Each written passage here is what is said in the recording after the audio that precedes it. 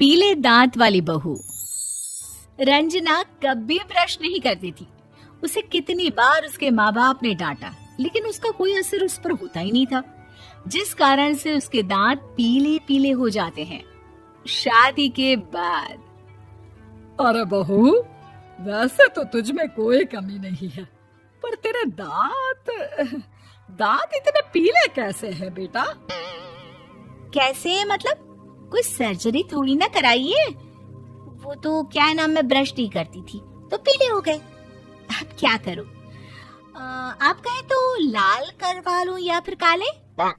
यार ये क्या है, क्यों माँ से लड़ रही हो? लड़ रही हूँ? अरे मैं लड़ रही हूँ या ये बोल रही है कि दांत पीले हैं, पीले। अरे तपस्या थोड़ी ना की है इन्हें पीले करने के लिए। बकायदा ब्रश नहीं किया है 20 साल तक, तब जाकर। छी, कैसी बात कर रही हो?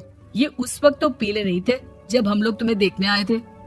अरे तब साफ करवा लिया होगा डेंटिस्ट के पास जाकर। अब देखो कैसे पीले पीले लग रहे हैं। रंजना सास की तरफ गुस्से से देखती है। फिर शुरू हो गई पीले पीले पीले। अरे पीले तो तब भी थे जब मेरे हाथ का रसगुल्ला उड़ा उड़ा कर खा रही थी और बोल रही थी, लड़की नहीं गुणों का खजाना दे रहे भाई साहब आप। खैर, अब वो लोग करते भी तो क्या करते, पीले दांत वाली बहू पल्ले पड़ी थी तो झेलना तो था ही। एक दिन कीर्तन में रंजना गाना गा रही थी। अरे कमला बहन, माँ का द्वार है, यहाँ तो सब शुद्ध होकर आते हैं, फिर अपनी बहू को ब्रश भी नहीं करवाती तुम। दूर से पीले पीले दांत भक्ति में बाधा उत्पन्न कर रहे हैं। अरे कोई 2 साल के बच्चे थोड़ी ना लेकर आई हूँ मैं बहू बनाकर। अच्छी खासी लड़की है, अरे कैसे करवाऊं ब्रश? ये तो उसे खुद करना चाहिए ना। अब माँ बाप तो इसके जैसे तैसे निपटा दिए, ये नहीं सोचा कि सास कैसे संभालेगी। सास बहू को लेकर घर आ जाती है, लेकिन सोच लेती है कि अब इसे लेकर कहीं नहीं जाएगी। अगले रोज बहू कहती है, अरे क्या हो गया, मंदिर नहीं जाना क्या?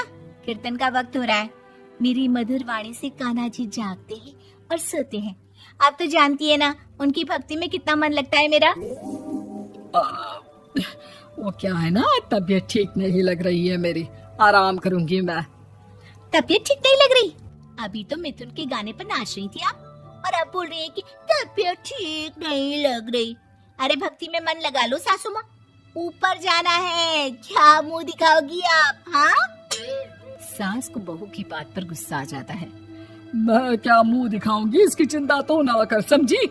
अपने मुंह की चिंता कर, जो ये पीले पीले दांत लेकर हर जगह पहुंच जाती है। पता है लोग कितना मजाक बनाते हैं। ना जी ना, मैं नहीं जाना कहीं तेरे साथ। तो ये बात है। कोई ना, मत जाओ, मैं अपने कमरे में ही बैठकर भक्ति कर लूंगी। ऊपर वाला दांत थोड़ी ना देखता है, मन देखता है, भावना देखता है। और अरे बस बस, तू सब कुछ दिखा, बस ये सफेद चमकदार दांत ना दिखाना किसी को, है? जा यहाँ से। बहू को सास की बात का कोई फर्क नहीं पड़ता, वो तो जैसी थी वैसी ही रह जाती है। सुबह नहाकर किचन में खाना बनाना, फिर खाना खाना, कीर्तन भजन करना और सो जाना। एक दिन, माँ जी मैं सहेली के घर जा रही हूँ, शाम को लेट आऊंगी। हाँ हाँ तो जाना, मैंने कौन सा तेरी आरती करनी है घर पर बैठकर। रंजना सहेली के घर जाती है, जहाँ वो पार्टी में जाने की तैयारी कर रही होती है। अरे शिखा, कहाँ जाने की तैयारी कर रही है? मैं गलत वक्त पर आ गई क्या? अरे नहीं यार, उल्टा सही वक्त पर आई है। मैंने ये साड़ी और ज्वेलरी निकाली है यार, शाम को इनके ऑफिस की एक पार्टी में जाना है। बताना कैसा लग रहा है ये सब? नहीं यार, इस ड्रेस के साथ तो वो वाली ज्वेलरी अच्छी लगेगी। हाँ हाँ सही बोल रही है, मैंने ध्यान ही नहीं दिया। वैसे तो हमेशा से मस्त फैशन सेंस रखती है। तो बड़ा जाती होगी ना पति के साथ पार्टी में। रंजना कुछ नहीं बोलती, बस सोचती है कि यार काश ये बात सही हो जाती, पर मैं क्यों नहीं जाती पार्टी में?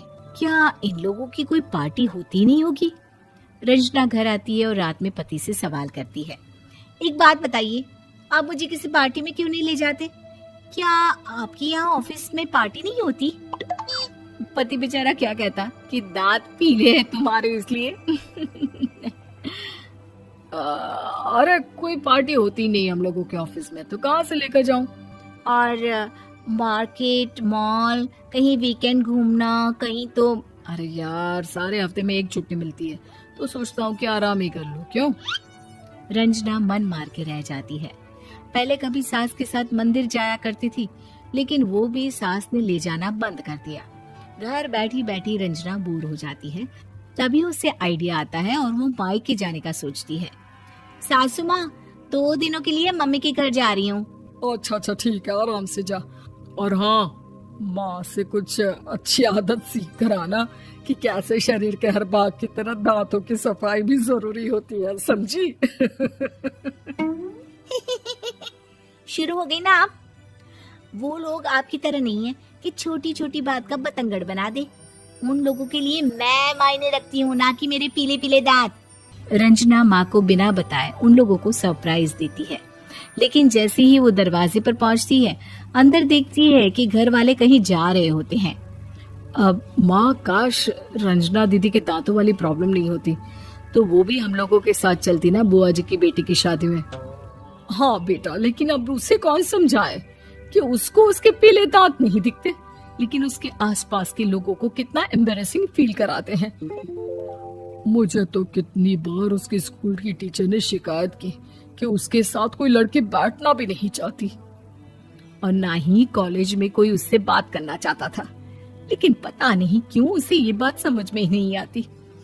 कोई कमी नहीं है उस लड़की में, बस यही कि दांत पीले हैं।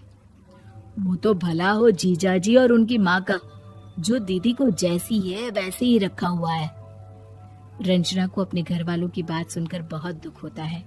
वो सोचती है कि वो क्या करे, लेकिन फिर वो सीधा डेंटिस्ट के पास जाती है, अपने दांत चमकाती है और कसम खाती है कि वो रोज ब्रश करेगी। अरे क्या हो गया? तुम तो 2 दिनों के लिए गई थी ना। पर कोई ना, अच्छा है, चलो आ गई तो।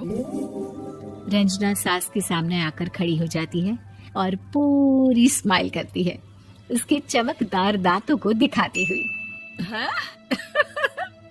चले मंदिर? माँ, मुझे माफ कर दीजिए, मैंने आप लोगों को बहुत एम्बैरेसिंग फील करवाया। मैं आज से रोज ब्रश करूंगी।